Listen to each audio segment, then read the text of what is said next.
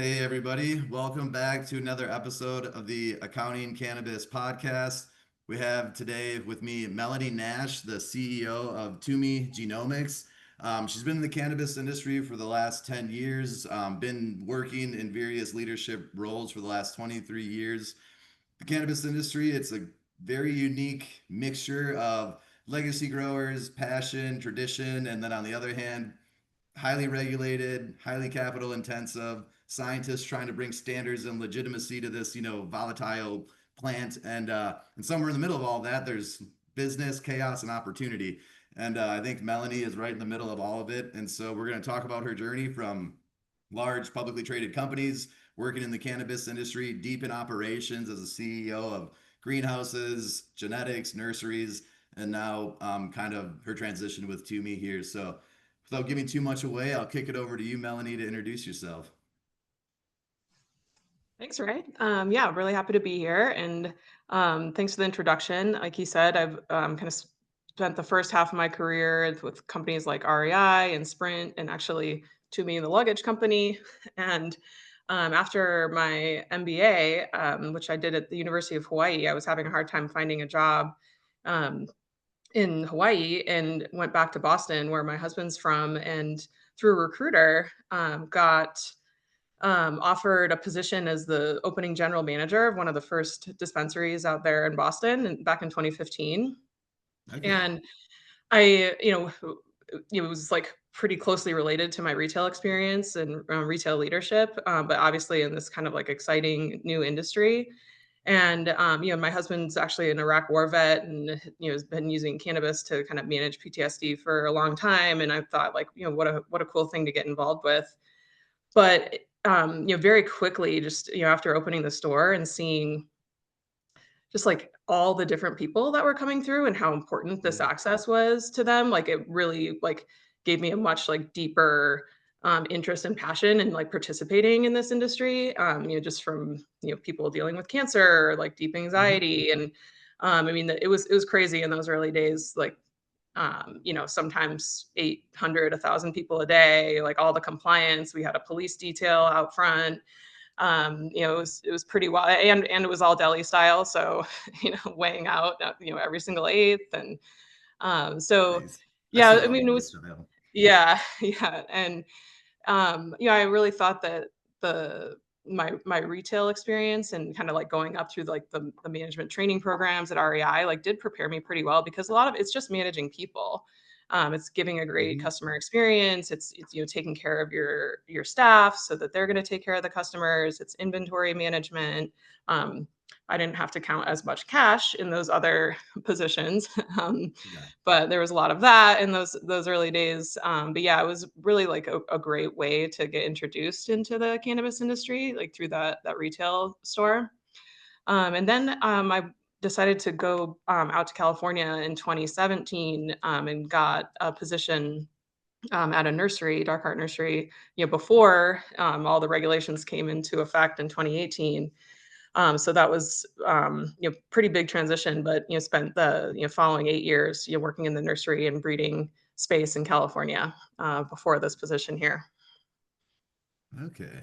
No, very interesting. Very interesting. I like that. It's like a natural transition. It's like, because the industry needs all kinds of people, but I tend to lean towards just, I find it more interesting when people have a life before the cannabis industry. And because it does, it very much kind of does prepare you for the business side of the cannabis industry. Like, of course, there's always going to be culture and product and consumers. And I'm one of them. I love the cannabis culture. But people on the professional side of it in 2025, it's very much just a standard business, and it's interesting because you lived through it of those very early days, almost caregiver days in the Northeast and Michigan, even back in 2015, 2012. Like it was just, it's almost night and day difference to like where the market is now. And of course, much is still the same, but it just changes a little bit slowly but surely. And so, no, that's very interesting. And I guess kind of thinking through REI in those early days of managing people at REI versus managing staff at a retail store and then on to a nursery. Kind of, were there any differences from kind of your time in traditional or non-cannabis industry managing people versus managing people in the cannabis industry? Hmm. I mean, there's a lot of stuff is similar. I mean, everybody, there's kind of all the different issues and people trying to balance their lives and work and, wanting to get promoted and all of the different things. I mean, I would say, like, I think dealing with, like, cannabis usage in a real and authentic way, was really important. It's sort of something that is, like, mostly ignored, I think, in other, industries, and then in some states, especially back then, it was basically like, "Oh, you're not allowed to allow people to, consume," but I always took the stance that, people need to just, like, manage how they consume their medicine in whatever way they need to do to manage their lives. That's none of my business as long as they're doing their work and, hitting their numbers and, treating people well. That's really none of my business. And so I've, worked on kind of creating the right policies so that you can still manage it if people aren't getting their work done. And maybe that's a result of, certain usage. But, I think it's important to, allow people the freedom and not have it be this, like, taboo thing that you're never, like, facing head on. For sure, for sure. Okay, no, very interesting. And then obviously you've been along around the genetic side and TUMI kind of could you just touch a little bit, kind of educate the users of kind of what does TUMI do? And then we can back up a little bit into what you did before that so they can kind of see the connection. So if you want to just break down TUMI Genomics, their product, their service, their business thesis real quick. Sure. Yeah, so TUMI Genomics is a plant pathogen diagnostics company. We're based in Colorado, and we have kind of two lines of business. One is we have our diagnostics lab, where we receive samples from plant tissue, water, soil, air, and we can test those and diagnose a whole range of pathogens that someone might be dealing with in their facility. And then we also have a product called the TUMI Glow, and that is basically a molecular diagnostics tool that anyone can do. Like, kind of any competent worker can run this machine. You don't need to be a trained lab tech, and that will enable you to test for hop latent viroids specifically in your facility, which is really the main pathogenic issue that cannabis growers face. Fusarium and Pythium are also pretty big issues too. But hop latent viroid can be asymptomatic, and so the only way to tell what's going on is to do ongoing testing, and it can be highly devastating. I've seen whole grows wiped out, millions of dollars lost, and so a lot of people have been kind of getting smarter about, having a whole, preventative, program for it, and our tool really makes that easy. It's low cost, it's high throughput, and anyone can use it. And, we are working on adding additional assays, to it, which will be coming out in the next, like, 6 months or so, so that, people it's even more robust to be able to test for those other pathogens like Fusarium or even Aspergillus. So, those are our 2 main things, and then we also provide a lot of support. So we're not just a diagnostics company. Okay. Once people get a report back where they have a lot of positives, they're like, "Oh no, now what do I do?" And there's really no one else kind of providing the level of support that we are, where we get our scientists on the phone with growers, help them diagnose what's going on, make recommendations, work on different protocols or SOPs. Sometimes go out and visit and see what other recommendations there are, and that's a big part of what we do. And that's not something we charge for. It's something we just do to help our customers because Yeah. what good is knowing that you have it if you don't know what to do next? Yeah, that's why everybody hates consultants. It's like they show up on their white horse. They're like, I have to remind my team sometimes, like, dude, be careful what you say because we got to implement all of this stuff that we say is wrong. Because like we're the ones that are gonna do it, and so because we also hated that. It's like consultants would come in, be like, change this, you're doing that wrong, got to fix that. It's like, yeah, like that costs money. We're working on that. Like, how do we even fix that? Like, I know that's the solution. You know it, but I don't know how to make that. But then the Right. consultants just move on to the next thing. Like, I get paid to diagnose problems, not fix problems. Mhm. So I agree. That's awesome that TUMI not only diagnoses problems, but they see the value in solving problems as well. Which is, seems common sense, but not common practice. And along that kind of mindset, so you've seen millions lost. Like we've all, anybody who's spent time in a grow has seen what happens when you lose a room, lose a whole harvest. But I guess this everybody kind of knows it, but it's from the capital deployment perspective. It's like that's where the rub starts. It's like, okay, yes, of course, we all know we should be testing nonstop the plant's health to make sure we have perfect genetics and perfect product coming out, but just a cost conversation. And so, how do Mhm. you build trust with the owners of the company? How do you build trust with the investors to make them, understand the need for some of this type of technology and products in their facilities before it's too late? Because obviously it's easier to build trust when they already know that it's like they have an issue. It's like, okay.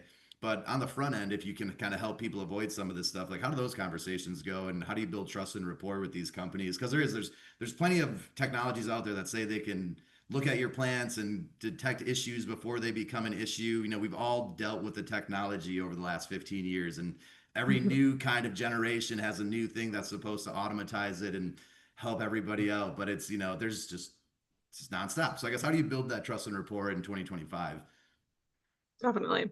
Well, one of the nice things about, I came into this company about a year ago, and they were already established. And a lot of people are familiar with our chief science officer, Dr. Tassa Saldi.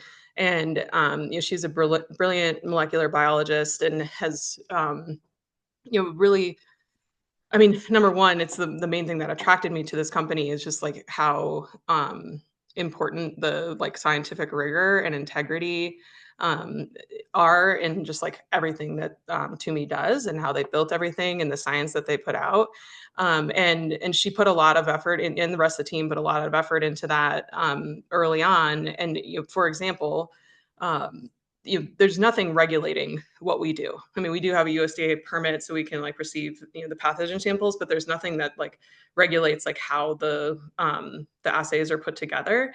And but this company has gone out of its way to still do all of the validations and have the validation documents available as if it was a regulated test in some other industry, like human diagnostics. So I mean, we actually have assays that we haven't released yet that people might want and might pay us for right now, but we haven't done all the full validation work yet, so it's not released yet. It's just like part of how we run the business and how the scientists like started that right from the beginning. So that is great for me coming in, later on that they have already established trust as a brand, like from that work. And then I think what I do and what our sales team has to work a lot on is educating people on how they're evaluating the different labs. Like, what are they looking at when they're looking at a validation document? I mean, I've actually learned more about it. Like, not all assays are created equal. Just because someone says PCR, like, doesn't mean that it's a very sensitive PCR. I mean, there's all the different like primer combinations and different scientists are better at that than others. And so we do kind of like break it down and explain. And a lot of people want to do kind of side by side testing and validation of the different labs. And we help people with that. We're very open to that. And kind of supporting that. And then, when it comes to working with the senior executives and the CFOs, the spreadsheet guys, is it's an ROI calculation, and some of our biggest customers have done that where they're like, well, this is the losses that I've seen, and this is how much it costs to do the ongoing testing that reduces or eliminates those losses, and it's much less. And as soon as people kind of understand that calculation, it is kind of an easier sell. But the people do need to be open to the fact that it is a pathogen to begin with. I mean, there's some people that they're like, oh, it's just nutrients or watering, or I'm going to fire my grower and get another one, and it actually is something kind of different that they're not thinking about. So Right? It's like a sickness of the facility. yeah. Okay. No, that makes a lot of sense. And yeah, it is very interesting. I like that. Yeah, the it's like your company was started by scientists, so they have science rigor as opposed to just like a company that was started by people with money, and they're like, all right, this is a good, gap in the supply chain that we could make something that might, disrupt this supply chain. Exactly. No, that's pretty cool. Thinking through kind of so you've been in the cannabis industry for 10 years, kind of early days. You've been across, a couple of different facilities. So I guess just kind of thinking through, the cannabis industry is a startup industry. So there's a lot of first-time founders, first-time CEOs, young founders. So I guess just reflecting on 10 years in the industry, what are like the top three lessons you wish every founder entering the space knew? Sure. So, the first thing that I've learned is that forecasting is extremely difficult in this industry. As compared to the companies that I came from before, where it's kind of steady growth. You add your 5% on. You're doing a couple things to drive it. Um, the like historicals are basically useless in cannabis, and I mean, there's just like so many different like wild swings that can happen from like, like humongous grows suddenly go out of business and that was like one of your main customers, or you don't get paid on a giant invoice, or a new state comes online that you didn't expect, or you got a customer in like so it's kind of like a different way I think of thinking about forecasting from other more like stable businesses is kind of really imagining, all the different scenarios and having a few different scenarios in mind and how you might, pivot and, stay on top of it as things are happening in real time, versus kind of making one budget and, like, thinking that's what your whole year is gonna look like. Another thing I've learned is it's a very small industry and Yeah. reputation matters a lot. Hmm. So, treat people the way you wanna be treated, pay your bills, communicate with people, like, contracts are fine, but, like, the handshakes still matter a lot, and you should really do business with people that, like, you really feel like you wouldn't necessarily need a contract for because, if you really feel like you do, you probably are, and then it's gonna be a huge pain in the butt. 100%. Yeah. And that like things you just never know when things like come back around and people that you were helpful to. Actually, I just did a call with someone that I had interviewed for a job like 7 years ago, and now he's like running a facility in Costa Rica Gotcha. and is one of our customers, and we like did a call and caught up, and like it was just you never know like when things come full circle, and so people really need to keep that in mind. And then finally, I think that there is something really special about the culture and the people that, like, are attracted to this industry. I mean, there's, plenty of, people in their, Patagonia vests and coming in with the money, but there's still just, like, a deep passion and authenticity with a lot of the people that work there, especially the frontline workers, and it almost makes it, like, easier to manage them in some ways. Like when you're just like running a Sprint store and it's someone just like slinging cell phones, they're like, yeah, come in, collect my paycheck and leave. Whereas like when people really care about the plant and they're like taking care of the mothers and like really care about the clones and the quality and taking care of the growers that are on the other end of that, there's just like a different kind of dedication. And I think it's important for people to keep that in mind and to and reinforce it, like have it be part of your culture. Don't just think that it needs to be exactly like every other business. Like there can be something that's a little bit different and special about what we're doing. Man, I like the third one the most probably because it is a special industry. I was just talking with a buddy from California yesterday, and I kind of joked that like I need to taper my excitement and positivity sometimes because like people will think I'm naive. It's like they're like, oh, he's too happy. He must not have know what's actually going on in the industry. And I'm like, no, dude, I actually know exactly what's going on. But I came from real business where it also sucked. I came from auditing other companies that also sucked. I came from Mhm, auditing tech companies, manufacturing, real estate, construction. Like every industry has issues. Trust me, if you find a perfect industry where everybody's happy, capital is in tight, is easy to get, growing profit margins, let me and Melanie know. We'll be the first ones to go serve it. But like every industry has issues, so pick one you like.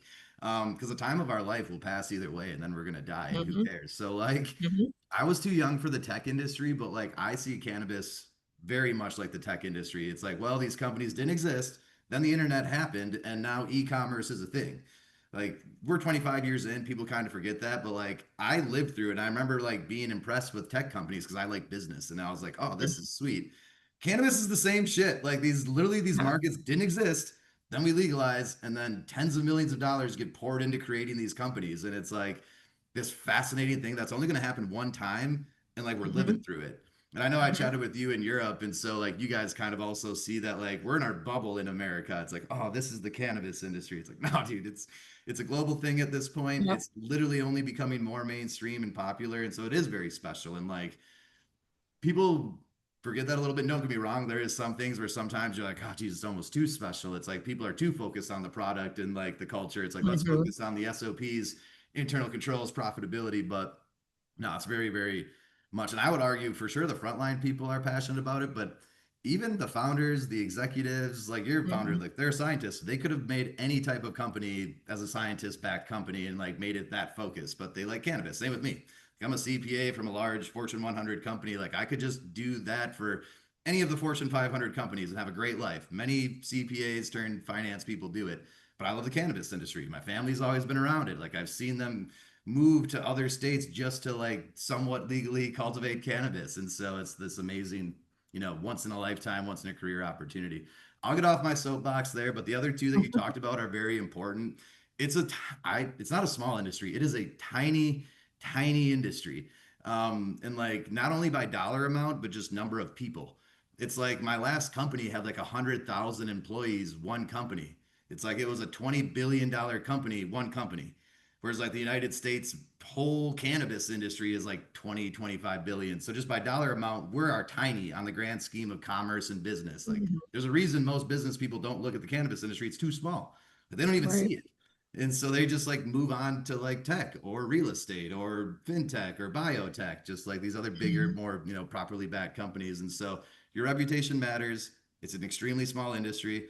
And the cool part is because it is a startup industry, you could interview somebody 1 year and 5 years later, they're CEO of a ripping company, which like again, Mhm. that's like an up kind of harks back to the tech days where it's like people don't realize like how much this thing is changing and it like turns over people every 5 years. And then yeah, forecasting is extremely difficult.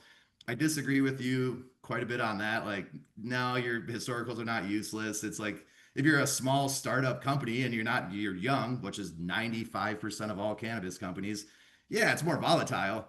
But trust me, the winners and the profitable ones are looking backwards at historicals and using them. The winning companies don't rely on one company as their like make or break year. It's like, no, we have multiple Mhm. customers. That's kind of like, yes, if we lose a couple, we'll replace them, but it's not like it's impossible. But it's a startup industry. Most people have never actually like what you experience, like a real budgeting process, make a budget for the Mhm. year, break it down to a quarter, analyze it every month, rolling budget every month that we need to adjust to make sure we hit our numbers. Like you came from like a developed world, and that's what we're trying to like upskill the Mhm. cannabis industry too. But on that note of the speed and the trade-offs of safety and compliance, next question. Um, so there's always this tension in the cannabis industry between moving quickly to capture market. Tumi's trying to get more clients, expand into new markets, get more clients. And so how do we balance moving quickly and acquiring new markets or new clients in new markets, but also making sure that we have compliance is dialed in, the safety and all of our own internal SOPs are dialed in as we, manufacture these products that our customers rely on. Totally.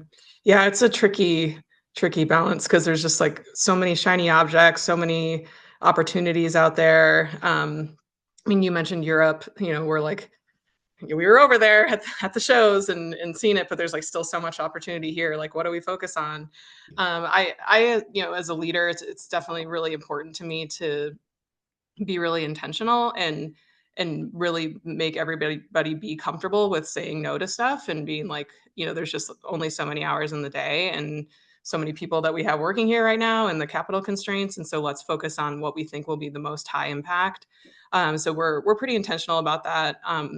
But yeah, and that's coming from being in other environments, in the last 10 years that have Right. had a lot of pressure to do it all. And, ultimately that leading to poor performance, high turnover, tons of burnout. And, so having lived through that, I'm like, I think we will have much better performance if we, kind of still we're still pushing, but we're kind of like focusing on what we think is going to be the highest value opportunities. Because yeah, I've also like seen mistakes where people like for example, being in the genetic space, people like spend millions of dollars on these new facilities and all this tech and everything in there, and then they just like send some guy to a parking lot in LA to like get the hottest new genetics and bring in like God knows what into their facility, like giving like no thought to what they're doing. And so,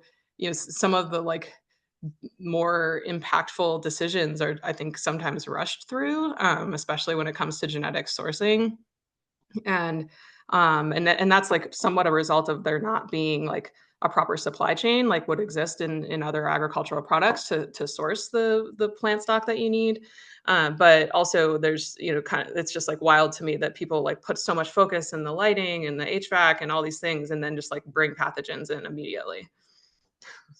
Hey, you're you're preaching to the choir. But no, that's like everything on this podcast. It's like, everybody's working really, really hard there, but there's always room for improvement. And so it's some of the things are kind of funny. And that's why I love the cannabis industry because it's like, nah, if you're a Fortune 100 company publicly traded, like you have so many SOPs and layers of reviews, it's like, it's just happens less. Whereas the cannabis industry is this like very volatile startup world where it's like, and another thing, it's like we think a $20 million, $50 million facility is, oh, wow, that's so big. And it's like, yeah, in cannabis, go to real Mhm, industries or like larger industries. Like they're building $100 million facilities and the footprint is 10 times the size. So it's again, I love that the industry is growing, but again, I just try to always remind people it's like they think the industry should be more mature than it is. And I'm like, you're a baby. Like we are babies. Like we're less mhm, than 10 years old. It's like some companies are 100 years old. Some of them are 50 years old. And it's like, yeah, they have deeper relationships.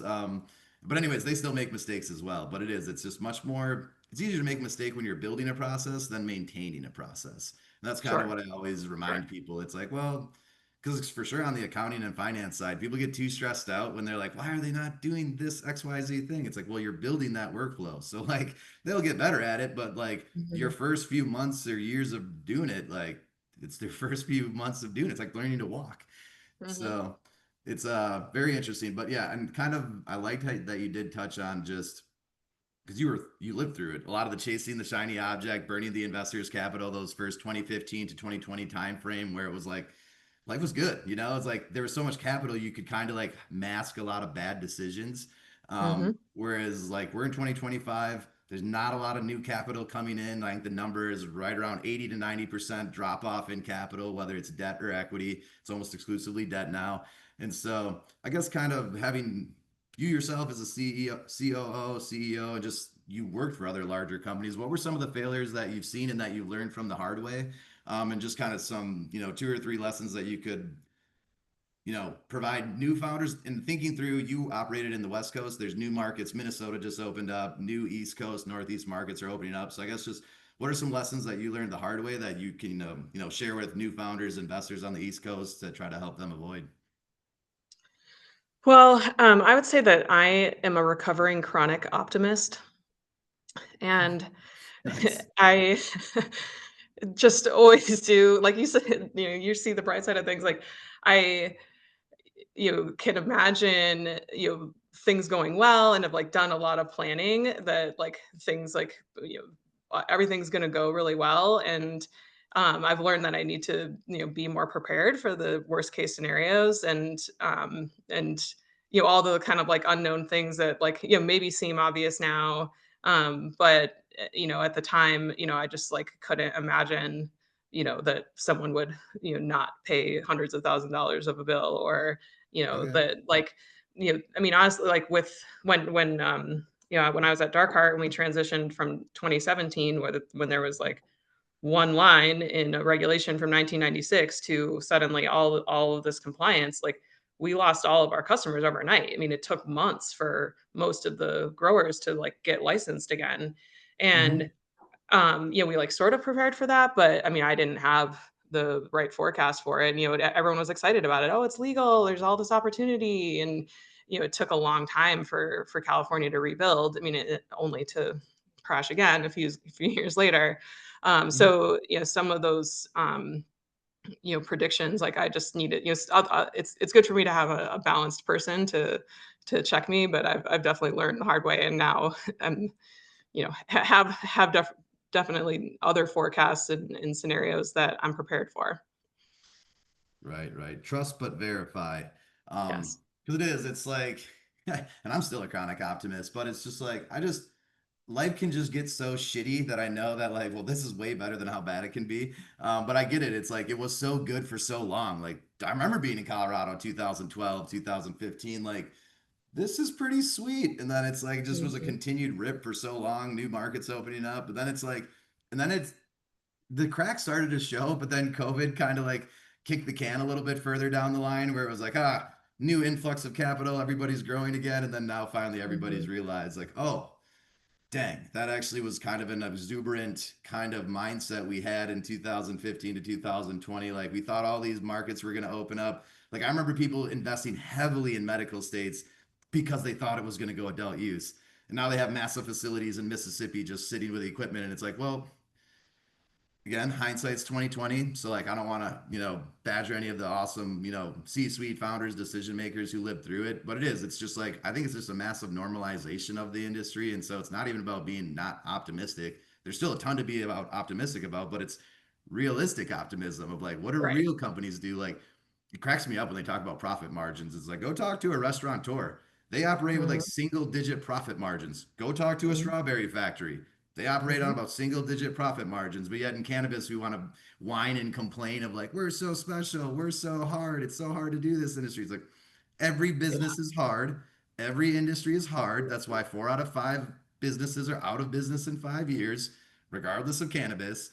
So it is, it's just this funny thing of like, but it has been hard in the industry. So don't be too optimistic. And then for sure in the forecasting, it's like, you really don't want to use it's volatile. That is interesting. And then yeah, the AR issue in cannabis because like, you serve the cannabis industry through and through, and so you guys feel the pains of the industry just like everybody else that only serves the industry, and so AR is definitely an issue.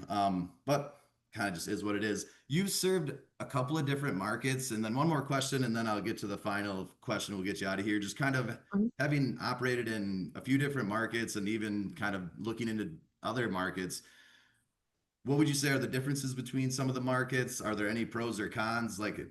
My philosophy is just every market has trade-offs, but kind of from your perspective, Melanie, what do you think about the different markets? East Coast, West Coast, Midwest, United States, Canada, Europe? How do you think through them, or how does TUMI think through Mhm. them? Well, I mean, I have worked with most markets because once, in the last few years with the hemp bill and stuff, like I've been selling, genetics around the world. And certainly, I mean, the regs make a really big difference. Like if it's a limited license state, people just have money as compared to, the like really high competition states. Yep. So, there's makes sense to focus on those, if you want people that are gonna be more stable. I think some of the international markets are pretty exciting. They're I think maybe, like, approaching it all more like, I think it ought to be approached like a traditional agricultural product, or, a pharmaceutical, like, they're kind of, like, ahead of the game, like, in a more I don't know, approaching it in a more mature way, like, where we're going to end up in the United States. Yeah. It's, like, kinda interesting to see, how they're setting up those markets and, I think that they're maybe a little bit smarter from a regulations perspective. There's also just something to be said for, operating in California. I mean, it's the largest market in the world, and even though it's been a Mhm. struggle, like, there's still a lot of great weed being grown there. There's people that have been doing it a really long time. There's really interesting genetics. There's, a great, customer base there, and so it's not going anywhere. I mean, it's still a highly Right. influential market that every company, needs to be focused on, even though everyone feels broke and struggling. They're gonna keep going. No, I agree. The toothpaste is not going back in the tube. Like I said, the business is getting more real. It's still competitive. It's getting tougher out there, but it's still a growing industry. We sell more legal cannabis every month than we did the prior month. So, yes, the sales are still going up. The profit margin is contracting, but there's still profit margin for the ones that like Mhm. treat it like a real business. And that's never going to change. So that's kind of the beauty of this industry. On that note, kind of thinking towards the future, obviously you've been in the industry 10 years. Tumi's been in the industry 5 or 6 years. So you built a lot of the industry, but looking forward 3, 5, 10 years out, kind of just where do you think the cannabis industry is going? And then where do you want it to go? I think it's gonna look a lot more like traditional ag. So it's Hmm. gonna be, commoditized in a lot of cases, big fields grown from seed, going to oil for kind of like standardized products, but also kind of still a space for, the craft and the specialty products. I think that there will be more of a uh, kind of like a proper supply chain, like nursery, like right now universities hold like root stock and make sure that there's clean root stock. Like I think there'll be like more of that, in 10 years that people can source clean things, that like there's really more like interesting intentional breeding work being done to kind of serve the different niches that people want the products for. And, I think that there'll be a budget line item for pathogen testing for most farms, like there is in traditional ag, and people will take that a little more seriously, understanding, the risk on the other side. And, yeah, I think, like, TUMI is really excited about being on the forefront of the new threats that could come up. I mean, yeah, I've been Hmm. going to actually some other kind of traditional ag conferences and learning more about it. Like, there's a new threat to tomatoes in Mexico, and no one knows what's going Oh, on. And like, there's let my a pico thing de with like gallo. soybeans in the Midwest, and this is constantly happening, and there needs to be people doing this research, identifying stuff, figuring out how customers can identify or growers can identify it, and how they're gonna, deal with it. And we're, also looking forward to doing more collaborations to answer questions about like how pathogens like interact with the different products and different environments, and this can inform things like breeding resistant varieties, and kind of just like having really more science in the industry before the universities get to it. Like we're gonna already have done a lot of that work, and be introducing the products that are going to be like helping the growers be more efficient and more on top of like managing pathogens, so that they can grow really great product. Nice, nice. No, and I do somewhat agree with you for sure that it'll take more of a traditional agriculture route. And it's like it's everybody's afraid of it turning into corn, but I kind of just chuckle. It's like, well, people forget like grapes are an agricultural, but it's like that kind of is the starting point of the whole wine industry and the fancy Napa Valley and like these nice vineyards and everything. And so it's like, but it's still agriculture. You know, you're farming. Mhm. Yes, wine has like it's a very awesome product at the end of it, but it starts very much at a farm. And so I think And that'll be and most of what people consume is grown in, big fields in the Central Valley that well, and is sold for like a couple bucks a bottle or out of a that's the box. So beauty of it is it's like if you really want the high-end wine, 20, $50 plus a bottle, like you have that categories, those, vintages. If you're like 90% of the humans who just want to do brunch with the gals or the, white wine with the boys, it's like just get mhm, slap the bag. I don't really care. It just gets Franzia. But it's like there's this whole spectrum, but it all still comes from like the same starting point of a grape. And then mhm, depending on the size of the facility, their philosophies, their heritage, and all that stuff, it kind of all feeds into like what the finished product is. And then like most CPGs, we target it towards a specific demographic. I want to sell this mhm, product to the rich people, this one to the middle class people, this one to the poor people. Luckily, the poor people will buy more volume, so that'll kind of make up for it, even though I have higher profit margins to the stuff I sell rich people. So it's the cannabis industry will follow wine, it'll follow fashion. It's mhm, unique and it's special, but it's not the first time we're doing some of this business. So no, that makes a lot of sense. And I like how Toomey is positioning itself to kind of be there for the next generation of the cannabis industry. And I very much think we are like we're going through generational changes, but because we're doing it every 5 years, it's like happens very, very quickly. But like the cannabis mhm. industry in 2025 is much different than the cannabis industry in 2015. Like I think we'd both, agree on that. And it's like, okay, Sure. cool. That was a wild 10 years. I wonder what it's going to be like in 2035.